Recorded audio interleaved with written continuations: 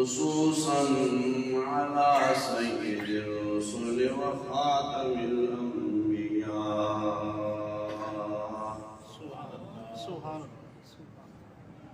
وعلى آله وصحبه نجوم الهدى.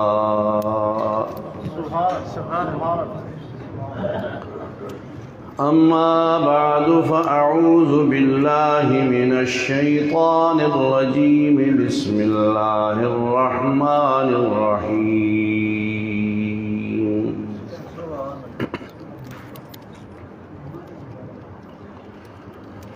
لقد كان لكم في رسول الله أسوة حسنة لمن كان يرجو الله واليوم الآخر.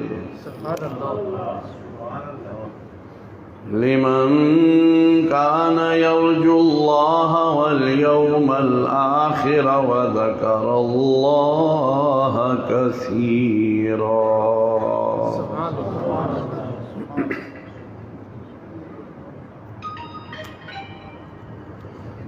ما كان محمد أبا أحد من رجالكم ولكن رسول الله وخاتم النبيين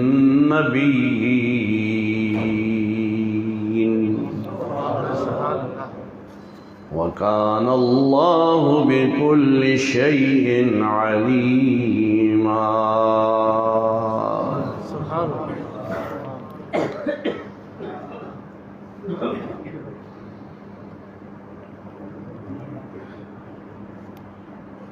وعن أبي هريرة رضي الله تعالى عنه قال قال رسول الله صلى الله تعالى عليه وسلم: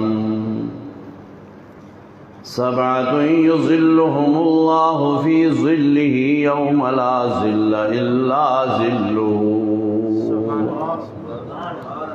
إمام عادل وشاب نشأ في عبادة الله ورجل قلبه معلق بالمساجد ورجلان تحابا في الله اجتمع عليه وتفرقا عليه ورجل دعته امرأة ذات منصب وجمال فقال إني أخاف الله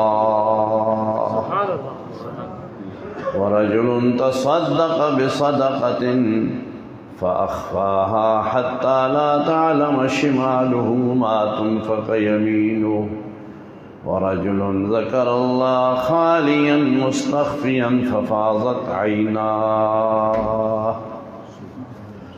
وقال النبي صلى الله تعالى عليه وسلم: فضلت على الأنبياء بالست: أوتيت جوامع الكلم ونصرت بالرعب مسيرة شهر وأحلت لي الغنائم وجعلت لي الأرض كلها طهورا ومسجدا وبعثت إلى الناس كافة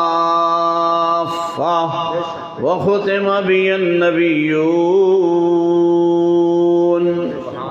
أو كما قال رسول الله صلى الله تعالى عليه وسلم. وعن عبد الله بن سلام رضي الله تعالى عنه قال قال رسول الله صلى الله تعالى عليه وسلم: أفشوا السلام وأطعموا الطعام وصلوا الأرحام وصلوا بالليل والناس نيام تدخلوا الجنة بسلام. صدق الله العظيم وصدق رسوله النبي الكريم.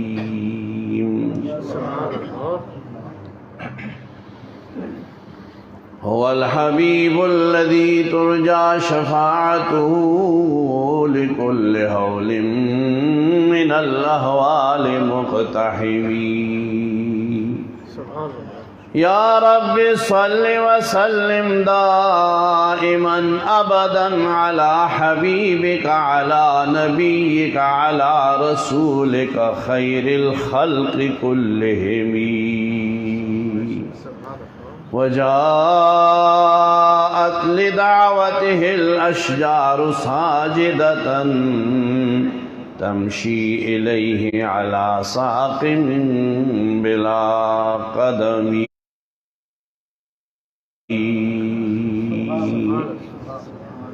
اللهم صل على سيدنا ومولانا محمد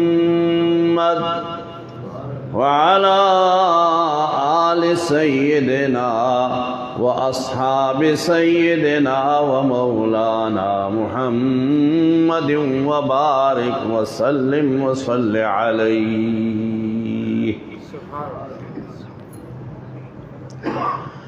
زباں پر مومنوں کے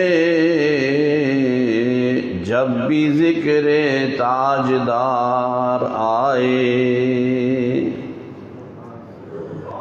زباں پر مومنوں کے جب بھی ذکر تاجدار آئے تو اس کے بعد لازم ہے کہ ذکر چار یار آئے.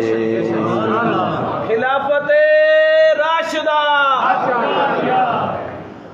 ابو بکر و عمر عثمان و حیدر باغباں جب ہوں تو پھر کیوں کرنا باغ مصطفیٰ میں پھر بہار آئے.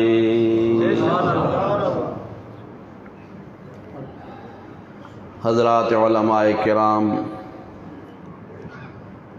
اور میرے محترم دوستوں، بزرگوں اور عزیز بھائیوں،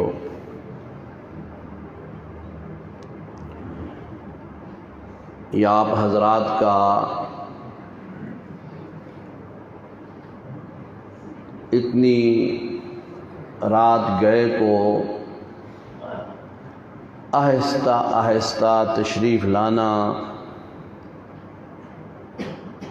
اور ماشاءاللہ اتنی بڑی تعداد میں آپ نے مسجد کو بھر دیا، معلوم ہوتا ہے کہ آپ کے ہاں یہ رواج ہے کہ جلسہ رات کو 1:30-2 بجے تک چلتا رہے. بے شک پانی دے بے شک تو ترین کیتا باقی پریشان ہو گئے، لیکن بھائی پریشانی کی بات نہیں ہے. دیکھو نا، عشاء کے بعد سے جلسہ شروع ہے اور عشاء کی نماز اکثر مساجد میں 7:15 7:30 ہو جاتی ہے. تو 7:30 اگر شروع کرو جلسہ تو ابھی 9:15 ہو گئے ہیں بھائی. تو ابھی تک آپ حضرات آہستہ آہستہ تشریف لا رہے ہیں، تو اس کا مطلب ہے کہ آپ کا ذوق شوق ہے کہ رات دیر تک سلسلہ چلتا رہے. اللہ تعالیٰ آپ کی اس محبت کو، اس ذوق شوق کو مزید جلا بخشے اور اس محبت میں اللہ مزید اضافہ فرمائے.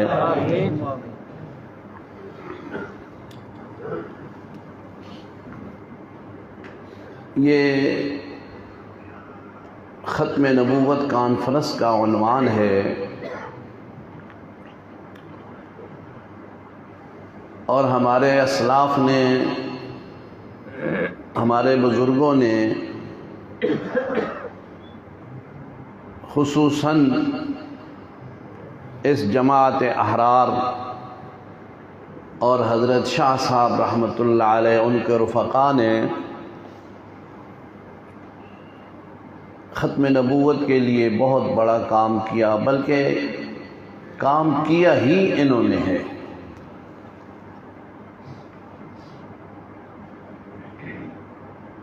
اور پھر اس جماعت میں اللہ تبارک و تعالیٰ نے ایسے ایسے مخلص لوگ پیدا فرمائے جنہوں نے صرف قادیانیوں کو اور دین دشمنوں کو نہیں بلکہ ہر غدار کو للکارا ہے۔ اگر آپ تاریخ تھوڑی سی سمجھتے ہوں، جانتے ہوں، تو آپ کو معلوم ہوگا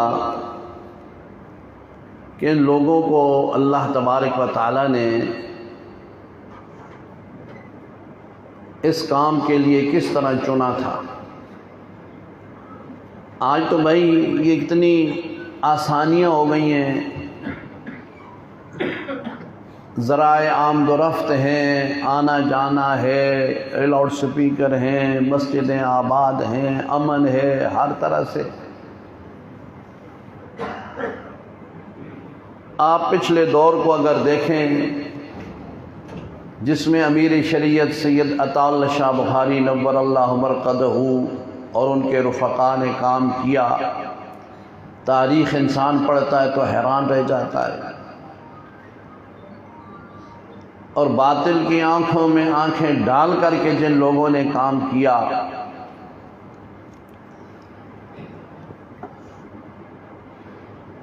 ہمارے ملک کا ایک صدر گزرا ہے سکندر مرزا، نام سنا ہے بھائی؟ سکندر مرزا کا نام سنا ہے آپ نے؟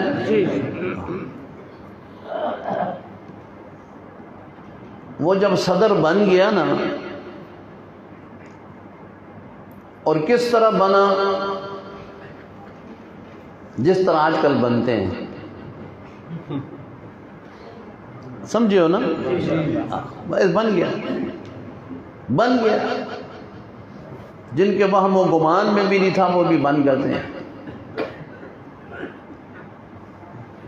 تو اس نے اپنے پولیٹیکل سیکرٹری سے کہا کہ جتنے بھی سیاسی زعماء ہیں ان کو کبھی بلاؤ، میں سب سے ملنا چاہتا ہوں۔ تو انہیں کافی لوگوں کو بلایا، تو اس میں شیخ حسام الدین اور ماسٹر تاج الدین انصاری رحمۃ اللہ علیہما، یہ دو شخصیتیں بھی تھیں۔ تو وہ جو سیکرٹری تھا نا، وہ سب کا تعارف کرا رہا تھا کہ یہ فلاں ہیں، یہ فلاں ہیں، یہ فلاں لیگ کے ہیں، یہ فلاں کے، سب کا۔ اور جب ان کے ساتھ تعارف کرایا نا تو اس نے کہا یہ جماعت احرار کے ہیں۔ تو وہ ایسے کر کہتا ہے، او اچھا، یہ تو غدار لوگ ہیں۔ آپ اندازہ لگاؤ، صدر پاکستان جب اس نے یہ کہا نا تو انہوں نے کیا کہا؟ انہوں نے کہا سکندر مرزا، ہم غدار ہیں یا نہیں یہ فیصلہ تاریخ کرے گی، لیکن تمہارا فیصلہ ہو چکا، تم غدار ابن غدار ابن غدار ہو۔ منہ پر فرمایا، تمہارا فیصلہ ہو چکا، تم غدار ابن غدار ابن غدار ہو۔ تو کانپنے لگا، گھبرا گیا۔ یہ ڈرنے کون ہے؟ یہ ایک دم ڈرنا شروع کر دیا، پتلون ڈھیلی ہو جانی، بہت سخت ڈر گیا، گھبرا گیا۔ پولیٹیکل سیکرٹری کی طرف دیکھنے لگا، اس نے کہا سر انہاں لوگاں نال نہ چھیڑو، تسی انہاں نال نہیں ہلا، چلو اگے چلو سی۔ تو یہ کیوں کہا تھا انہوں نے؟ بھئی آپ تسی مدد سنو، تسا کچھ پتہ ہے؟ انہوں نے علل اعلان منہ پر سکندر مرزا کو کیوں کہا تھا؟ اس لیے کہ یاد رکھو، ہماری ہندوستان کی تاریخ میں دو بہت بڑے غدار گزرے ہیں، جن کی غداری پر مہر تصدیق ثبت کی ہے علامہ اقبال نے۔ یہ کسی مولوی کی بات نہیں، پیر کی نہیں بات۔ مولوی کرے تو لوگ کہتے ہیں دیکھو جی مولوی ایسے نہیں، میں علامہ اقبال کی بات کرتا ہوں، جس کو دنیا شاعر مشرق کہتی ہے۔ ان کا مشہور شعر ہے، جعفر از بنگال صادق از دکن، ننگے ناموس ننگے دین ننگے وطن۔ اور یہ سکندر مرزا یہ میر جعفر کا پوتا تھا، سمجھے تھی؟ ہاں، یہ ہے تاریخ، میر جعفر کا پوتا تھا یہ سکندر مرزا۔ تو انہوں نے کہا کہ تم غدار ابن غدار ابن غدار ہو۔ تو یہ باطل کی آنکھوں میں آنکھیں ڈال کر کے بات کرنے والے یہ بڑے دیوانے قسم کے لوگ تھے۔ انہوں نے اپنا سب کچھ آپ صلی اللہ علیہ وسلم کی ختم نبوت پر، حضور کی عزت و ناموس پر انہوں نے سودا کر دیا تھا، لٹا دیا تھا۔ اللہ تعالی ہمیں ایسے لوگوں کا ساتھ ہمیشہ نصیب فرمائے۔ ہماری بڑی ملک کی بڑی تلخ داستانیں ہیں، میں وقت بھی نہیں ہے اور زیادہ میں عرض بھی نہیں کر سکتا۔ سن 53 کی جب تحریک چلی نا، اور یہ میں عرض کر دوں، جس نے ختم نبوت کے کاز کے ساتھ غداری کی، خسرت دنیا والآخرہ، دنیا میں بھی برباد اور آخرت تو ہے ہی برباد، یہ یاد رکھیں۔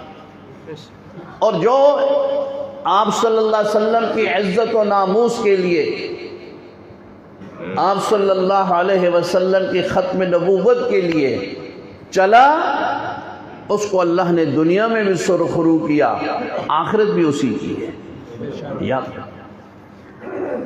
53 کی تحریک چلی، لاہور کی سڑکوں پر 10,000 سے زیادہ نوجوانوں کو شہید کیا گیا۔ وہ ختم نبوت کا نعرہ مارتے اور ادھر سے گولی آتی تھی۔ 10,000 سے زیادہ نوجوانوں کو خاک و خون میں تڑپایا گیا لاہور کی سڑکوں پر 1953 میں۔ اور یہ پاکستان کی بات ہے، پاکستان بننے سے پہلے کی نہیں بات، پاکستان کی بات۔ جو تھے ان میں ایک نام ہے غلام محمد کا بھی۔ ماں نے تو نام غلام محمد رکھا تھا، مگر وہ ظالم دشمن محمد بن گیا۔ گورنر جنرل پاکستان غلام محمد، جنہوں نے ختم نبوت کے کاز سے غداری کی، ان میں ایک یہ بھی تھا۔ اقتدار چلا گیا، اقتدار سے محروم کر دیا گیا، آخری زندگی اس کی بڑی عجیب ہو گئی۔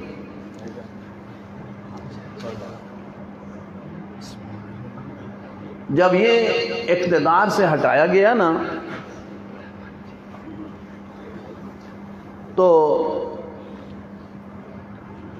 اس وقت سعودی عرب میں بادشاہ تھا سعود، فیصل سے پہلے ملک عبدالعزیز کا بیٹا تھا سعود بن عبدالعزیز، وہ بادشاہ تھا۔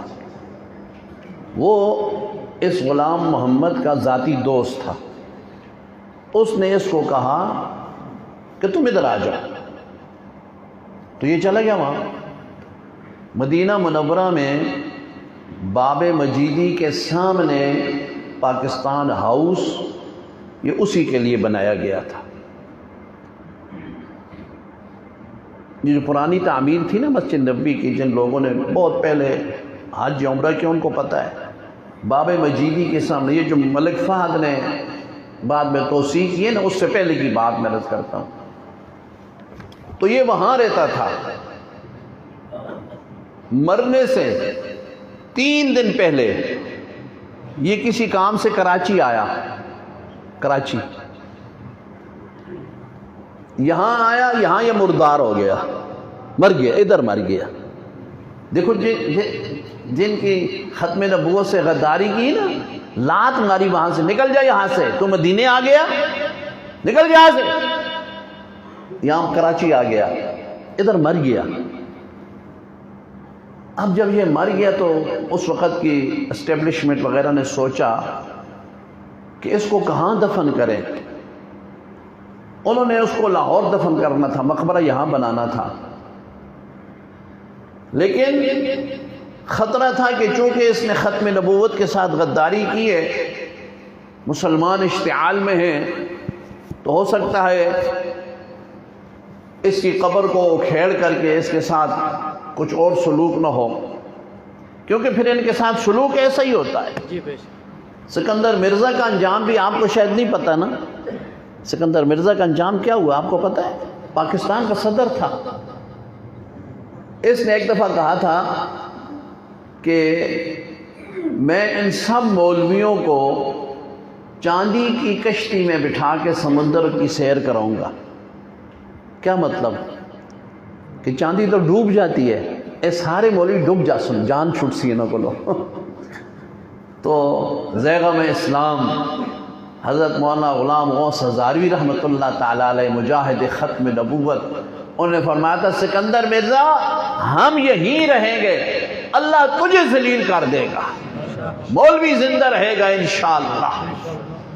چنانچہ سکندر مرزا کو یہاں سے لات لگی، وہ یہاں سے بھاگا انگلینڈ، وہاں ایک ہوٹل میں ملازم ہو گیا، اور وہاں پھر یہ مر گیا، انگلینڈ میں مر گیا. اس کی بیوی جو تھی ناہید مرزا، وہ ایران سے سمگل ہو کے آئی تھی. اس نے اس کو کس طرح کیچ کیا تھا یہ بھی ایک الگ داستان ہے. بہرحال وہ چونکہ ایرانی تھی، اس نے کوشش کی، سکندر مرزا بھی شیعہ تھا، اس کو پھر لے گئے وہاں ایران کا جو ان کا خاص قبرستان ہے، وہاں اس کو دفن کرو. اس کو وہاں لے گئے، وہاں اس کو دفن کیا.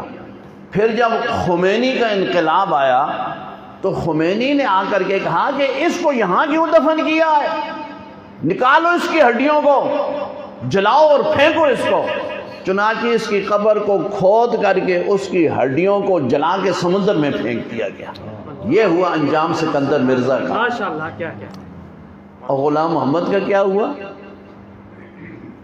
وہ 3 دن پہلے کراچی آیا، یہاں مردار ہو گیا. اب فیصلہ ہوا کہ اس کو چونکہ لاہور دفن کرنا ہے، لیکن پہلے وہاں مقبرہ بناؤ، تب اس کی لاش کو لے جاؤ. اچھا، اب کراچی میں کہاں دفن کرو؟ کیونکہ کراچی میں بھی تو مسلمان رہتے ہیں، ختم نبوت کے پروانے تو رہتے ہیں. تو فیصلہ ہوا کہ کراچی میں ایک قبرستان ہے جسے کہتے ہیں گورا قبرستان. اس گورا قبرستان کے ارد گرد پوری دیوار بھی ہے، فصیل ہے، اور باہر گیٹ ہے، اس پر باقاعدہ پہرا ہوتا ہے. تو اس کو بطور امانت کے گورا قبرستان میں دفن کرو. آپ میری بات سمجھ رہے ہو؟ جی. غلام محمد سابق گورنر جنرل مغربی پاکستان کو امانتاً گورا قبرستان کراچی میں دفن کیا گیا. جب مقبرہ تیار ہوا، مزدوروں کو بھیجا، بیلچے پھاوڑے دے کے کہ قبر کھودو، اس کا تابوت نکالیں تاکہ وہاں لے جائیں.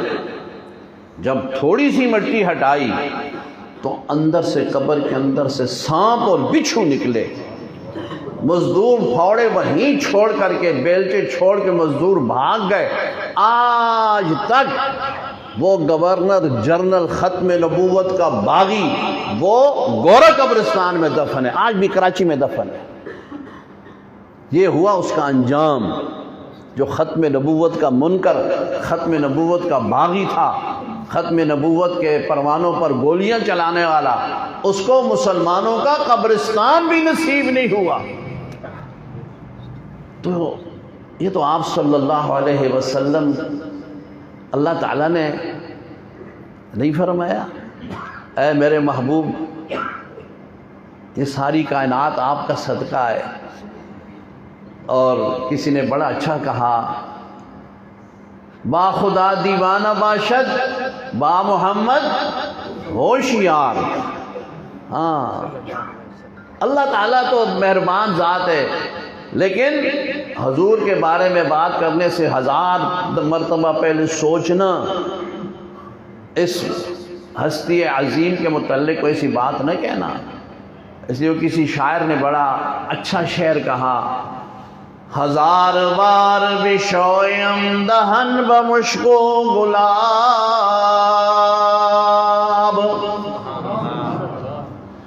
1000 بار بشویم دہن بمشک و گلاب، ہنوز نام تو گفتن کمال بے ادبی۔ اگر میں 1000 دفعہ اپنے منہ کو مشک، گلاب، عنبر سے دھوؤں اور اس کے بعد میں آپ صلی اللہ علیہ وسلم کا نام نامی اسم گرامی لوں تو یہ کوئی کمال نہیں، پھر بھی بے ادبی ہے۔ اس ہستی کا نام لینا بھی بہت بڑی بات ہے۔ تو میرے بھائی اور عزیزو، یہ ختم نبوت ایک ہمارا عقیدہ ہے، یاد رکھیں۔ اللہ تبارک و تعالیٰ نے ہمیں جو دین اسلام عطا کیا ہے نا، اس کو اللہ نے ہر طرح سے کامل اور مکمل فرمایا ہے۔ قرآن مجید میں فرما دیا، اليوم اکملت لکم دینکم واتممت علیکم نعمتی ورضیت لکم الاسلام دینا۔ آج کے دن میں نے دین کامل کر دیا، دین مکمل ہو گیا۔ اس کے اندر بھائی عبادات بھی ہیں، معاملات بھی ہیں، سیاسیات بھی ہیں، عقائد بھی ہیں، ساری چیزیں اس دین کے اندر موجود ہیں، ساری چیزیں۔ عقائد کے باب میں 2 عقیدے اہم ہیں، بنیاد ہیں۔ ایک عقیدہ توحید اور دوسرا عقیدہ ختم نبوت۔ اللہ کی ذات کے متعلق توحید کا عقیدہ اور سرکار دو عالم صلی اللہ علیہ وسلم کے متعلق ختم نبوت کا عقیدہ۔ اور ان دونوں عقیدوں میں جو بنیادی چیز ہے نا، جس سے یہ عقیدہ پختہ بھی ہوتا ہے، جس سے اس عقیدے کی محبت بھی دل میں پیدا ہوتی ہے، جس سے اس عقیدے کی پہچان بھی ہوتی ہے، وہ ہے عقیدت اور محبت اللہ اور اللہ کے رسول سے۔ یاد رکھیں،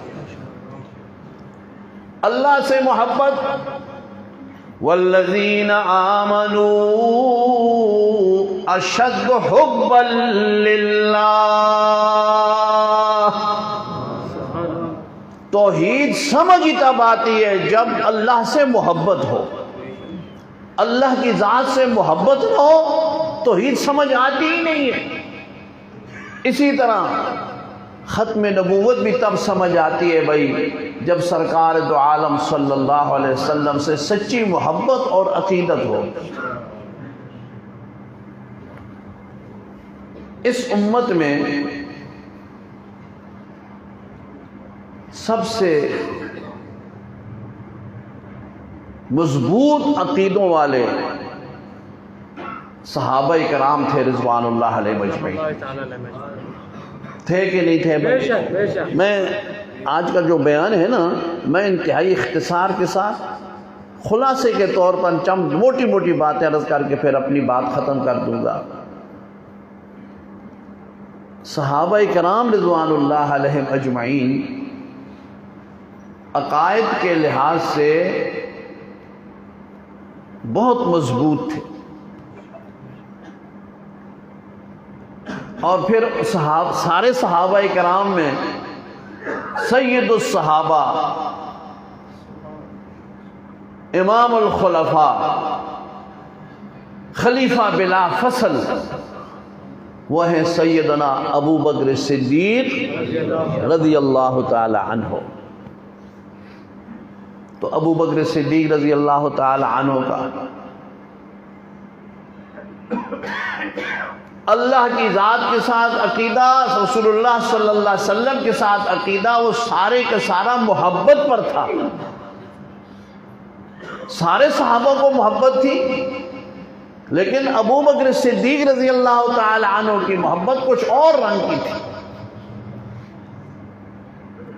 اس لیے سب سے پہلے ایمان لانے والے مردوں میں صحابہ کرام حضرت ابو بکر صدیق تھے رضی اللہ تعالی عنہ۔ حضور نے اعلان نبوت فرمایا اور ابو بکر صدیق نے لبیک کہہ دیا سب سے پہلے، اور پھر آپ کی محبت میں ابو بکر صدیق نے سب کچھ لٹایا، گھر بار لٹایا، مال و دولت کی قربانی دی، اپنی جان کی قربانی دی۔ روایات میں آتا ہے کہ آپ صلی اللہ علیہ وسلم واعظ تبلیغ فرماتے ہیں تو کافر آپ صلی اللہ علیہ وسلم کی بات نہیں سنتے تھے، بے ادبی اور گستاخی کرتے تھے۔ تو انہوں نے ایک دن آپ صلی اللہ علیہ وسلم کو مارنا شروع کیا۔ ابو بکر صدیق تشریف لے آئے، فوراً آپ نے فرمایا اتقتلون رجلا ان یقول ربی اللہ، محمد الرسول اللہ کا کوئی قصور ہے تو بتاؤ، کیوں مارتے ہو ان کو؟ انہوں نے حضور کو چھوڑ کے ابو بکر کو مارنا شروع کر دیا۔ اتنا مارا کہ آپ کو لہو-لہان کر دیا، آپ بے ہوش ہونے لگے۔ آپ کو اٹھا کر کے گھر لایا گیا۔ جب آپ کو ہوش آئی، اماں نے پوچھا ما بال ابو بکر، ابو بکر تیرا کیا حال ہے؟ پوچھا اماں میرا حال نہ پوچھ، ما بال محمد صلی اللہ علیہ وسلم، مجھے حضور کا حال بتلا، حضور کس حال میں؟ اتنی قربانیاں دینے والے ہجرت پر ابو بکر صدیق ہی تو حضور کے ساتھ تھے نا، ساری قربانیاں، مال و دولت سارا۔ روایات میں آتا ہے کہ جب آپ گھر سے چلے نا تو جتنی بھی اشرفیاں وغیرہ تھیں وہ سب ساتھ لے لی۔ آپ کے والد ابو قحافہ اس وقت تک مسلمان نہیں ہوئے تھے، بہت بوڑھے ہو گئے تھے۔ تو آپ نے ایک چھوٹی سی تھیلی کے اندر کچھ تھوڑے سے کنکر وغیرہ ڈال کر کے رکھ دیے۔ تو ابو قحافہ آئے تو اسماء سے پوچھا کہ تمہارا ابا چلا گیا، کچھ چھوڑ کے بھی گیا کہ نہیں؟ تو اسماء کہنے لگی دادا کچھ ہے، کچھ نہ کچھ چیزیں۔ اس کے اوپر ہاتھ پھیرایا کیونکہ نظر چلی گئی تھی، فرمایا ہے بہت کچھ چھوڑ کے گیا، ہماری آپ فکر نہ کرو۔ ابو بکر صدیق سارا مال لے کر کے حضور کے ساتھ چلے گئے، مال بھی قربان، بچے بھی قربان۔ ہجرت کا واقعہ میں عرض کروں تو کافی وقت چاہیے، کس طرح آپ کا سارا گھرانہ قربان ہے آپ صلی اللہ علیہ وسلم پر۔ تو یہ ساری چیزیں کیوں تھیں؟ حضرت ابو بکر صدیق کو حضور سے محبت تھی، سچی محبت تھی۔ ہر چیز قربان کرنی آسان ہو گئی۔ آج توحید کی سمجھ آئے گی جب اللہ سے محبت ہوگی۔ یاد رکھیں، اللہ سے سچی محبت ہوگی، توحید کی سمجھ آئے گی۔ حضور سے سچی محبت ہوگی، عقیدہ ختم نبوت کی سمجھ آئے گی۔ اس لیے سب سے بنیادی بات یہ ہے بھائی کہ ہم اپنے رب سے بھی محبت رکھیں اور اپنے نبی صلی اللہ علیہ وسلم سے بھی محبت رکھیں۔ یہ دو بنیادی باتیں ہیں۔ اب اس پر بہت باتیں ہو سکتی ہیں، لیکن میں نے ایک حدیث کا ٹکڑا آپ کے سامنے پڑھا ہے، میں اسی کے متعلق چند باتیں عرض کر کے پھر میں آپ سے اجازت چاہوں گا۔ چونکہ ہمارا ایک خانقاہی سلسلہ بھی ہے، اور ہماری خواہش یہ بھی ہوتی ہے کہ مسلمانوں کو، ایمان والوں کو جہاں عقائد کے متعلق بتایا جائے، وہاں ساتھ ساتھ عملی زندگی میں بھی کچھ ایسی باتیں بطور وظیفے کے، بطور تبلیغ کے، بطور تعلیم کے عرض کر دی جائیں، جس کی وجہ سے ان پر عمل کر کے ہماری دنیا بھی اچھی ہو جائے، آخرت بھی کامیاب ہو جائے۔ اسی نبی پاک صلی اللہ علیہ وسلم جس سے ہم محبت کا دعویٰ کرتے ہیں، جو خاتم النبیین ہیں، آپ کی ایک حدیث ہے جو میں نے پڑھی تھی، اپنی امت کو حضور نے حکم دیا، مجھے آپ کو قیامت تک آنے والے سب مسلمانوں کو حضور نے فرمایا افشوا السلام، سلام کو پھیلایا کرو، اے میری امت آپس میں ایک دوسرے کو سلام دیا کرو، سلام کا رواج ڈالو، ہر ایک دوسرے کو کہے السلام علیکم ورحمۃ اللہ۔ آج جو ہمارے اندر پریشانیاں بنی ہوئی ہیں نا، چھوٹی چھوٹی باتوں پر لڑائیاں، جھگڑے، فساد، ان ساری چیزوں کا مداوع یہ محبت سے سلام کرنا ہے۔ یاد رکھیں، جو بھی کسی کو ملے، مسلمان کو، چھوٹا ہو بڑا ہو، امیر ہو غریب ہو، وہ اس کو کہے السلام علیکم ورحمۃ اللہ۔ یہ ہدیہ ہے، یہ تحفہ ہے۔ تحیتہم یوم یلقونہ سلام۔ تو جب بھائی ملو کسی سے، یہ بطور سبق کے میں عرض کرتا ہوں، جب آپ کسی سے ملاقات کریں تو کیا کہیں گے؟ سارے بولو السلام علیکم ورحمۃ اللہ۔ دیکھو آج ہماری 60-70 سال کی زندگی ہو گئی، الحمدللہ ہم مسلمان ہیں، جدی پشتی مسلمان ہیں بھائی، لیکن آج تک ہم سلام بھی صحیح نہیں کر سکتے۔ آپ کی بات نہیں کرتا، آپ تو ماشاءاللہ پڑھے لکھے سمجھدار لوگ ہیں، صحیح سلام کرتے ہوں گے۔ میں ویسے ایک بات عرض کرتا ہوں کہ آج دیکھو نا ہم سلام کیسے کرتے ہیں، کوئی کس طریقے پر سلام کرتا ہے، کوئی کس طریقے پر سلام کرتا ہے۔ صحیح سلام یہ ہے السلام علیکم ورحمۃ اللہ والسلام علی من عرفت او لم تعرف۔ فرمایا جانتے ہو یا نہیں جانتے ہو، سلام ضرور کر دیا کرو، اس سے بڑی محبتیں پیدا ہوتی ہیں آپس میں، چھوٹا بڑا، بلکہ گھر میں جا کر کے گھر والوں کو بھی سلام کیا کرو۔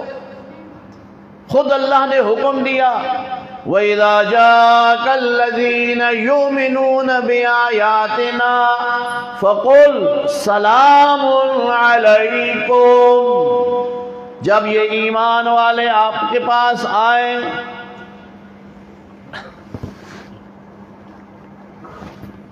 السلام علیکم، جزاک اللہ، الحمدللہ، اللہ کا احسان ہے، اچھا تو بھی ٹھیک ہے، بس دو چار باتیں کر لیں۔ نا ضرور کرو جی۔ وَإِذَا جَاءَكَ الَّذِينَ يُؤْمِنُونَ بِآيَاتِنَا فَقُلْ سَلَامٌ عَلَيْكُمْ۔ یہ صحابہ کی شان ہے۔ فرمایا اے میرے محبوب جب آپ کے پاس یہ ایمان والے آئیں تو ان کے کیا کہا کرو؟ سلام علیکم، اے صحابہ تم پر اللہ کی طرف سے سلام ہو، سلام علیکم بما صبرتم۔ تو سلام یہ بہت بڑی عبادت بھی ہے، یاد رکھو، سلام اللہ تعالیٰ کا نام بھی ہے، السلام المؤمن المہیمن۔ تو جس کو بھی بھائی ملا کرو تو کیا کہا کرو؟ السلام علیکم ورحمۃ اللہ۔ آج اگر ہم نے یہ سبق یاد کر لیا نا، انشاءاللہ اس کا بڑا فائدہ ہوگا۔ جواب دینے والا کیا کہے؟ وعلیکم السلام ورحمۃ اللہ وبرکاتہ۔ فرمایا سلام ایک ہدیہ ہے، جب تمہیں کوئی ہدیہ دے تم اس کو اس سے بہتر ہدیہ دو، تم ایک لفظ زیادہ کہہ دو۔ اس کے بعد دوسری بات فرمائی اطعم الطعام، روٹی تیار کر کے دوسروں کو کھلایا کرو، پکا پکایا کھانا کھلایا کرو۔ نقد پیسے دے دینا، آٹا لے کے دے دینا، سبزی راشن دے دینا آسان ہے، تیار روٹی کر کے کھلانا مشکل ہوتا ہے۔ اس لیے فرمایا روٹی تیار کر کے غربا کو، مساکین کو، آپ کے محلے میں اڑوس پڑوس کتنے غریب ہوں گے، یتیم بچے ہوں گے، بیوہ عورتیں ہوں گی، ان کے گھر میں روٹی پکا کر کے تھوڑی سی بھیج دیا کرو۔ یہ بھی بہت بڑے فائدے کی بات ہے، بہت بڑا ثواب ہے۔ دو باتیں ہو گئی جی۔ تیسری بات فرمائی وصل الارحام، اے میری امت آپس میں رشتے ناتے جوڑا کرو، توڑا نہ کرو، قطع رحمی نہ کرو، صلہ رحمی کرو، رشتے جوڑا کرو، رشتوں کو توڑا نہ کرو۔ آج ہمارا یہ بھی مصیبت ہے، چھوٹی چھوٹی بات پر لڑائیاں، جھگڑے، فساد، گھروں کے اندر فساد، چھوٹی سی بات پر بیوی کو طلاق دے دی، بیوی رس کے چلی گئی، خاندانوں میں فساد ہو گیا۔ آپ صلی اللہ علیہ وسلم نے اس سے منع فرمایا اور فرمایا وصل الارحام، رشتوں کو جوڑا کرو۔ آپ صلی اللہ علیہ وسلم نے صحابہ اکرام سے فرمایا اے میرے صحابہ، ایک وقت آئے گا جب تم مصر فتح کر لو گے تو مصر کے لوگوں کے ساتھ اچھا سلوک کرنا، کیوں؟ وہ تمہارے نبی کے دادا ابراہیم کے سسرال ہیں۔ دیکھو حضور نے کہاں تک بات پہنچائی، تمہارا نبی یعنی محمد مصطفیٰ احمد مجتبیٰ صلی اللہ علیہ وسلم کے دادا، وہ ابراہیم علیہ السلام کئی ہزار سال پہلے گزرے ہیں۔ ابراہیم علیہ السلام نے دو شادیاں فرمائی، حضرت سارہ اور حضرت ہاجرہ۔ حضرت ہاجرہ جو تھی وہ شاہ مصر کی بہن تھی، تو فرمایا مصر کے لوگوں کے ساتھ اچھا سلوک کرنا، وہ تمہارے نبی کے دادا کے سسرال ہیں۔ آپ صلی اللہ علیہ وسلم نے کہاں تک رشتوں کو جوڑا جی؟ دیکھو وصل الارحام، رشتے ناتوں کو جوڑا کرو۔ رشتے ناتوں کو جوڑنے میں ایک چھوٹی سی بات میں عرض کرتا ہوں، اگر آپ یہ کر لو نا جی، انشاءاللہ آپ کے عزیز و اقارب، آپ کے دوست احباب سارے آپ سے خوش ہوں گے، کوئی خفا نہیں ہوگا۔ گولی ہے کڑوی مگر اس کا فائدہ بہت ہے۔ چھوٹی سی بات ہے، کوئی بڑی بات بھی نہیں ہے، چھوٹی سی بات ہے، اگر تم یہ کر سکو نا جی انشاءاللہ اس کا بڑا فائدہ ہوگا۔ وہ یہ ہے بھائی، دوسروں کا حق بغیر مانگے دے دو، اپنا حق طلب کرنے میں غصہ نہ کرو، دے دے تو اچھا ہے، دعا دو اس کو، جی میرا حق بنتا ہے آپ دے دیں تو آپ کی مہربانی، اور دوسرے کا حق بغیر طلب کیے دے دو، سارے جھگڑے ختم ہو جائیں گے انشاءاللہ۔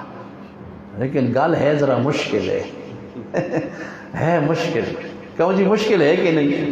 بہت مشکل ہے۔